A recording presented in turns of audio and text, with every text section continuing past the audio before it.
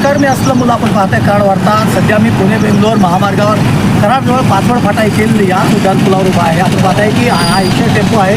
हा भरधा वेगाने जात असताना चालकाचा ताबा सुटलेला आहे आणि हा टेम्पो जो आहे पाहताय ऐंशी गाडी जी आहे या महामार्गावर अशा प्रकारे जोरदार सध्या कचऱ्यावर आढळलेली आहे. या गाडीच्या पुढील भागाचा जो आहे तो चक्काचूर झालेला आहे, मात्र चालक जो आहे तो सुदैवाने यात बचावलेला आहे.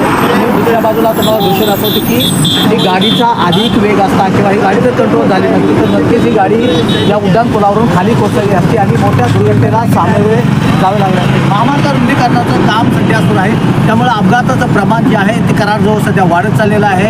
1-2 दिवसानंतर मोठमोठे अपघात याच मार्गावर आपल्याला पाहायला मिळतात. अशाच प्रकारचा हा अपघात आहे ऐंशी गाडीचा आणि चालक जो आहे तो यामध्ये किरकोळ जखमी झाला असला तर गाडीचं मात्र मोठ्या प्रमाणात सध्या नुकसान झालं आहे. असलं मुल्ला कराड वार्तासाठी पाचवड फाटा येथे. नमस्कार.